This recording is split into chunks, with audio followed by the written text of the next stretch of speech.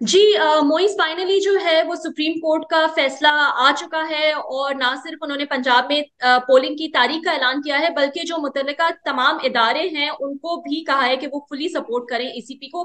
आप इस फैसले को कैसा देख रहे हैं? क्या कोई अब ऐसी गैर आईनी बात इसमें है जिसपे हुकूमत ये कह सके कि हम इस फैसले को नहीं मानेंगे? देखिए, with in the legal scope तो ये एक परफेक्ट ऑर्डर है। इसके अंदर कोई अब गुंजाइश की जगह नहीं है। बहुत कॉम्प्रहेंसिव है, एक टाइमलाइन देता है, उस टाइमलाइन की मजीद ताखीर की वजह बयान करता है। जो मुकम्मल तौर पे गैर आइनी इकदाम है उसकी गैर आइनी होने की वजह बयान करता है, और फिर काफी डिटेल में विफाक के हर हर उस डिपार्टमेंट के ऊपर उसका फर्ज आयद भी करता है और उसके फर्ज की याद दहानी भी कराता है कि इलेक्शन कमीशन को in need of civil power आपको असिस्ट करना अव्वलीन फर्ज है। लिहाजा अब गुंजाइश वफाक के पास और इलेक्शन कमीशन के पास मेरे ख्याल से बिल्कुल भी नहीं है। अब अगर इस हुक्म की खिलाफ वर्जी करनी है तो हम्म। तौहीन होना जानते हुए ही करनी होगी।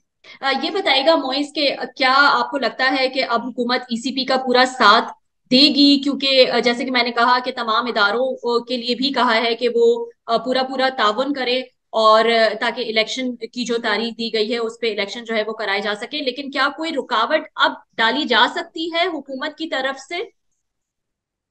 देखिए, रुकावटें डालने की तो कोशिश पूरी होगी। अभी भी कमेंट्री इस बात पे ही जारी है, और मेरा जिस तरह मैंने कहा कि कानून के दायरे के अंदर देखें तो ये फैसला परफेक्ट है, कानून के दायरे के बाहर और सियासत के लेंस से देखें तो ये फैसला बहुत इम्परफेक्ट है। और बेहतर ये होता कि अगर चीफ जस्टिस साहब जो हैं वो एक फुल बेंच बना देते या एक लार्जर बेंच बना देते, जिसका उन्होंने कल शायद इशारा भी दिया था कि हम्म। चले फुल बेंच नहीं तो एक लार्जर बेंच सही। उससे फिर बहुत सारी कोर्ट की लेजिटिमेसी वापस आ जाती। हालांकि लीगली तो ये फैसला बहुत साउंड है। हुकूमत का जो एक आर्ग्यूमेंट है मेनली वो तो ये था कि ये 4-3 का फैसला है ना कि 3-2 का। इस पे मैं आपकी राय चाहूंगी, आप कैसा देख रहे हैं इसको कि आपके ख्याल में ये 4-3 का फैसला है या 3-2? मेरी राय में ये 3-2 फैसला था। मेरी राय में इसको 4-3 कहना नाजायज है। ये जो आपने जिक्र किया था फाइज ईसा वाले बेंच का भी, और इसमें भी 6 मेंबर जो हैं वो शामिल है, लेकिन इस पे भी हुकूमत जो है वो सेटिस्फाइड नजर नहीं आ रही है।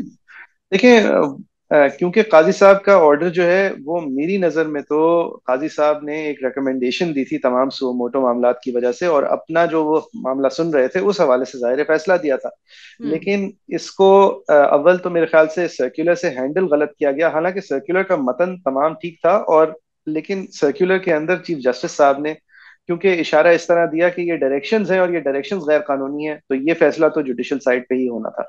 बेहतर ये रहता कि अगर सर्कुलर आना ही था और वजाहत करनी ही थी तो वो सर्कुलर के अंदर ये वजाहत हो जाती कि ये डायरेक्शंस नहीं रिकमेंडेशंस हैं, और जो दीगर बेंचेस हैं वो सुनवाई करते हुए अपने अपने जुमरे के अंदर रहते हुए ये फैसला कर लेंगी कि रिकमेंडेशंस के साथ वो चलना चाहते हैं या नहीं। लेकिन क्योंकि एक एडमिनिस्ट्रेटिव ऑर्डर आया और उसकी लफाजी इस तरह थी कि जैसे वो एक जुडिशियल डिसीजन को अंडू करना चाह रहा है, तो फिर हम्म। ये फर्ज रह गया कि इसको भी एक लार्जर बेंच टैकल करे। हालांकि ये सब कुछ की जरूरत नहीं होती अगर सर्कुलर ही नहीं आता। और चीफ साहब ने फिर सैक्रिफाइस भी दी अपने। I think the registrar registrar जो है वो अज खुद जी। कुछ नहीं कर रहे थे।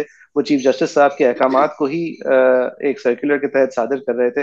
अ, लेकिन रजिस्ट्रार साहब की कुर्बानी जो है वो देनी पड़ी, क्योंकि हुकूमत भी जाहिर है आजकल काजी साहब को खुश करने की भरपूर कोशिश में है।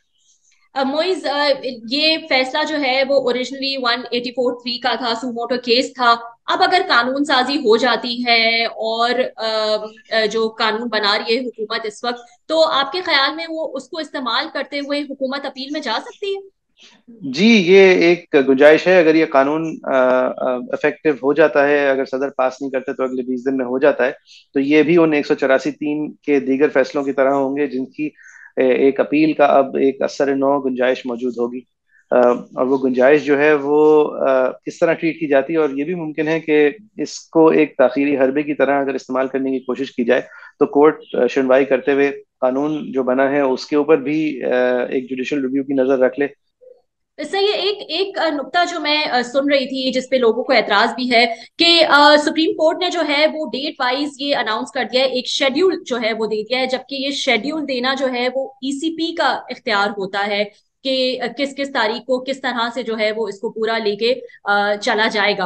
आप कैसा देख रहे हैं इसको? मेरे ख्याल से सुप्रीम कोर्ट ने शेड्यूल नहीं दिया है। मेरे ख्याल से सुप्रीम कोर्ट ने इलेक्शन कमीशन का दिया हुआ शेड्यूल, जो कि फिर देने के बाद इलेक्शन कमीशन को ख्याल आया उसने नजरसानी की अपने पोजीशन पे, और उसने फिर एक फैसला दे दिया कि नहीं, अब हम तमाम की तमाम चीज डिले कर रहे हैं। तो हम्म। सुप्रीम कोर्ट ने उनके दिए हुए शेड्यूल के अंदर जो नेसेसरी मॉडिफिकेशंस थी वो खुद करके सामने रख दी, क्योंकि इलेक्शन कमीशन ने पहले वाले फैसले को बदनीयती से मिस इंटरप्रेट करके सुप्रीम कोर्ट ने जो उनको गुंजाइश दी थी शेड्यूल बनाने की, उसको बजाय इसके कि तरीके से सामने लाते, 6 माह की उन्होंने ताखीर कर दी थी। तो सुप्रीम कोर्ट ने इलेक्शन कमीशन के पास से ये इख्तियार ही अपने पास रख लिया कि कहीं इलेक्शन कमीशन एक और ताखीरी हरबा अपनाने के चक्कर में एक बार फिर से इस शेड्यूल को म्यूटिलेट करे। लिहाजा हुक्म भी दिया, हुक्म के साथ साथ एग्जाम्पल भी दे दिया, ताकि उससे फिर गुंजाइश ना बचे डिविएट करने की। इन वेरी शॉर्ट मोइज ये बताएगा, इलेक्शन होते हुए नजर आ रहे हैं आपको जो तारीख सुप्रीम कोर्ट ने दी है उस पर? देखें, मेरे ख्याल से कानून के जुमरे में अगर सबने रहना है तो इलेक्शंस होने होंगे उस तारीख पे। अगर कानून हुकूमत तोड़ना की है और नीयत है आइन आपके तोड़ना ख्याल है, में? मैं नियत का तो के हवाले से तो नहीं कह सकता, लेकिन इस हुकूमत को ये जरूर पता है कि अगर अभी इलेक्शंस हो गए और फ्री एंड फेयर के करीब भी हुए तो वो जीतेगी नहीं। उसको ये पता है कि पॉपुलैरिटी में इस वक्त वो एक बहुत डिफिकल्ट पोजीशन में है। अब इसको काउंटर करने के लिए वो क्या नैरेटिव बिल्डिंग करेगी और मेहनत करेगी, और मरीम नवाज साहिबा को मजीद सामने आकर मजीद जलसों के मौके देगी और with in the four corners of the law खेलेगी, वो देखना है। लेकिन अगर आउटसाइड खेलना है तो ये हमारे मुल्क में पहली बार नहीं होगा कि आइन तोड़ा जाएगा।